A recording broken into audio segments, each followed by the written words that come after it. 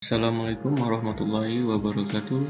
Saya Muhammad Rajat Ratasya, kelas 4A, Prodi D4 Arsitektur Bangunan Gedung, dengan mata kuliah Tipologi Bangunan Tropis yang diampu oleh dosen Indrayadi STMT. Saya akan mempresentasikan hasil tugas besar tipologi bangunan tropis saya. Baiklah, pertama ke data lokasi tapak berada di Indonesia, negara Indonesia dan Provinsi Kalimantan Barat, dan berada di Kabupaten Kuburaya dan bertepatan di Sungai Kakap, yaitu di Jalan Raya Jeruju Primas 1, Kecamatan Sungai Kakap, Kabupaten Kuburaya, Provinsi Kalimantan Barat, yang luas tanahnya 500 meter persegi. Lokasi ini berada di daerah kabupaten kecamatan dengan kepadatan penduduk sedang dan memiliki view yang berhadapan langsung dengan sungai, dan di sekitar site masih terdapat hutan. Data existing tapak. Ini tapak saya di gambar 2 dimensi dan gambar 3 dimensi, dan di sini data existingnya di sebelah timur lahan kosong dan di sebelah utara lahan kosong juga, dan di sini selatan terdapat pemukiman warga, dan di sebelah barat terdapat Sungai Itik. Analisis tapak iklim. Analisis matahari terbit dari timur dan terbenam di sebelah barat pukul 6 sampai jam 9 pagi, itu relatif rendah cahaya kepanasannya, dan pukul 10 sampai jam 1 siang relatif tinggi, dan pukul 2 sampai jam 6 sore relatif sedang. Dan ini data arah angin Kalimantan Barat tahun 2020 bulan September. Arah angin berasal dari barat, yang bertepatan di sana ada langsung laut atau muara dari Sungai Kakap, dan data curah hujan seperti biasa rata-rata di bulan penghujan seperti September, November hingga Desember. Lanjut, masih di analisis tapak iklim, dan di sini respon terhadap matahari, kita memberi vegetasi peneduh di area yang terkena sinar matahari yang berdampak langsung ke bangunan. Seperti di sebelah timur, kita memberikan pohon-pohon palem sehingga sinar matahari tidak langsung ke arah bangunan, dan di bagian depan tapak kita memberikan pohon pucuk merah. Selain mengurangi sinar matahari yang berlebih langsung ke bangunan, pucuk merah juga bermanfaat sebagai estetika bangunan. Memberi sun shading di area arah timur dan barat bangunan agar mengurangi panas matahari langsung dan menambah kesan estetika bangunan. Menambahkan sun shading di area jendela depan, atau tepatnya jendela yang menghadap ke barat, dikarenakan matahari sore cukup terik. Dan memberi ventilasi roster. Ini analisis udara, analisis angin. Kita memberi respon, memberi ventilasi roster pada sisi bangunan yang terkena udara dapat masuk dan cahaya masuk dengan optimal ke arah bangunan. Masih di analisis tapak iklim. Analisa dan data kebisingan berasal dari jalan utama, yaitu Jalan Raya Sungai Kakap dan Jalan Raya Jeruju Primas 1, tepat di depan site. Jalan utama Jalan Raya Sungai Kakap itu berada di satu arah dengan jembatan ini, dan Jalan Raya Jeruju Primer di depan site ini. Ini adalah analisis kebisingan. Respon dari kebisingan: memberi pagar dan vegetasi agar mengurangi kebisingan dari sekitar tapak, memposisikan bangunan agak pojok site agar sedikit jauh dari pusat kebisingan, menggunakan bahan material yang dapat meredam kebisingan. Ini ada vegetasi yang rimbun dapat meredam suara bising seperti pucuk merah dan tanaman lainnya. Oke, lanjut masuk ke analisis tapak vegetasi. Analisa dan data. Terdapat tanaman peneduh di sekitar tapak, terdapat tanaman semak liar pada tapak. Responnya: mempertahankan pohon peneduh yang ada di sekeliling tapak, merapikan tanaman semak menjadi terkesan estetik pada tapak. Seperti pada gambar ini, lokasi tapak masih rimbun oleh hutan. Memberi pohon pucuk merah yang seperti tadi di depan site, dan mempertahankan pohon peneduh seperti pohon palem dan pohon kelapa. Analisa tapak drainase. Seperti biasa di tepi sungai itu kan biasanya pada bulan-bulan tertentu seperti bulan penghujan atau air pasang, itu air kadang naik kadang tidak, dan karena itu respon kita meninggikan bangunan agar mengantisipasi apabila air sungai meluap sewaktu-waktu agar terhindar dari banjir. Selain meninggikan bangunan, kita juga meninggikan tanah di lokasi tapak sekitar 30 cm, dan tinggi bangunannya kita tinggikan setinggi 50 cm, dan memberi catching di depan site agar mengurangi meluapnya air sekitar tapak. Oke, lanjut ke zoning. Zoning publik berada di depan dan yang privat di sisi samping dan servis di sisi samping kanan.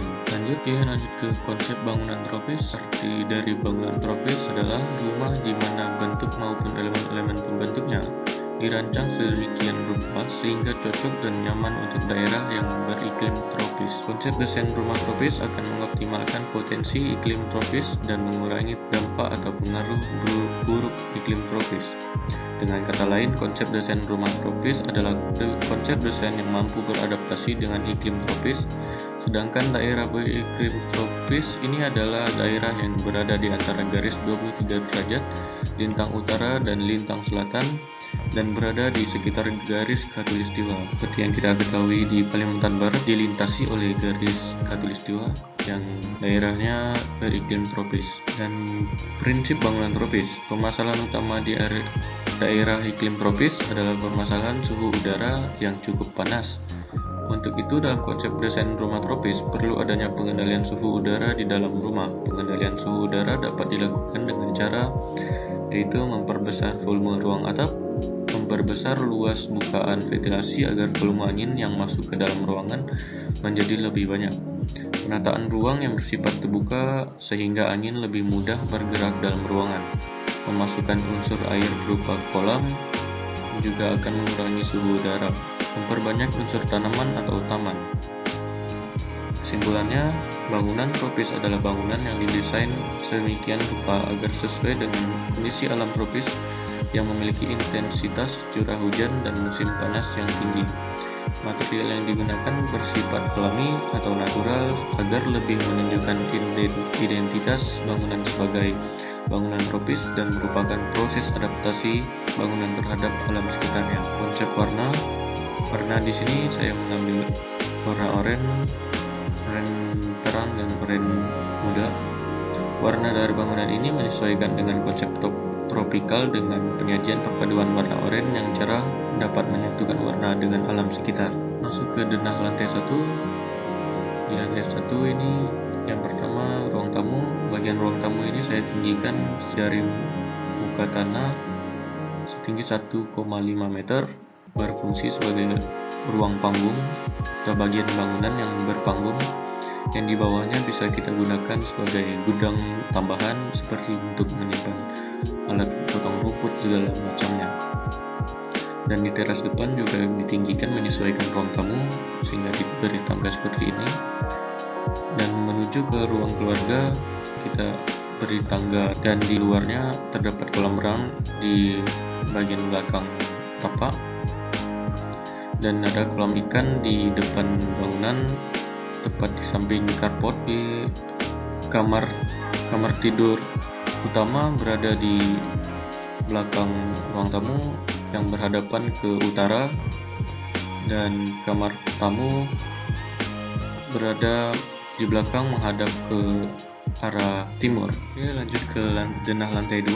Di sini kamar tidur 1 berada di depan menghadap ke barat dan diberi di jendela menghadap barat diberi sun shading, dan kamar tidur 2 berada di belakang menghadap ke utara dan kamar tidur 3 menghadap ke timur.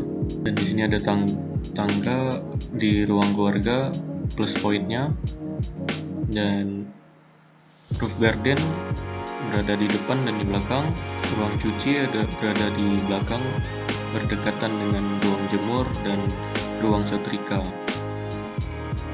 Lanjut ke tampak. Ini tampak depannya.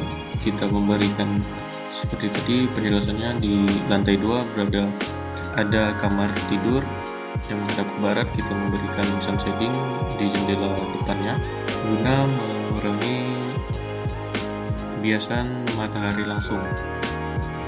Dan di tampak depan kita memberikan dinding roster yang berada di tangga guna untuk menerangkan lokasi tangganya. Tampak belakang, tampak kanan, dan tampak kiri.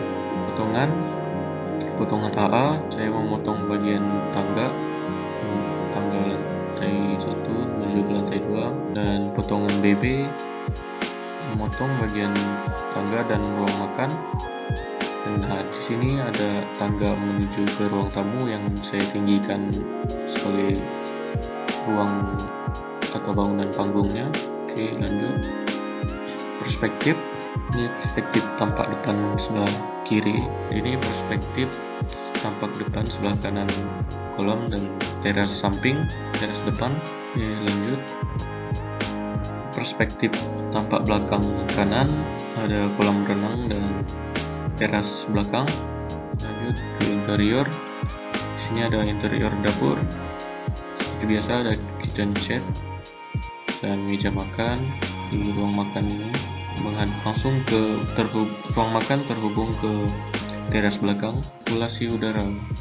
Sirkulasi udara seperti di analisis tadi, arah angin masuk lewat ke lokasi tapak itu dari arah barat dan masuk tepat di depan, dari arah depan bangunan seperti ini, masuk ke bukaan-bukaan seperti pintu, jendela, dan dinding roster, langsung masuk melewati seluruh ruangan dan keluar melewati pintu dapur atau pintu ruang makan. Dan begitu juga di lantai 2-nya, masuk lewat jendela kamar dan jendela yang di dekat tangga dan roster tangga, dan pintu atau jendela balkon samping keluar ke balkon roof garden di belakang. Oke, lanjut ke skema cross ventilation dan skema refleksi cahaya. Ini cross ventilation-nya seperti tadi pada foto AA, masuk lewat carport. Di carport ada jendela, dan di teras depan juga masuk ke lewat pintu depan ruang tamu dan tembus ke pintu dapur atau ruang makan, dan di atasnya melewati pintu roof garden bagian depan dan jendela kamar. Dan di sini skema refleksi cahaya seperti yang dijelaskan di analisis, matahari terbit lewat timur, yaitu di pas lokasinya di belakang tapak, dan arah barat berada di depan tapak. Cahaya masuk melewati pantulan ini ke pintu-pintu dan buka-bukaan lainnya. Baiklah, kesimpulan, bangunan ini didesain sedemikian rupa agar sesuai dengan kondisi alam tropis pada daerahnya yang memiliki intensitas curah hujan dan musim panas yang tinggi. Material yang digunakan bersifat alami, natural, agar lebih menunjukkan identitas bangunan sebagai bangunan tropis dan merupakan proses adaptasi bangunan terhadap alam sekitarnya. Baik, demikian presentasi dari saya. Terima kasih dan maaf apabila ada kesalahan kata. Dan setelah ini saya akan menampilkan animasi dari desain yang sudah saya rancang. Baik, terima kasih. Wabillahi taufiq wal hidayah. Wassalamualaikum warahmatullahi wabarakatuh.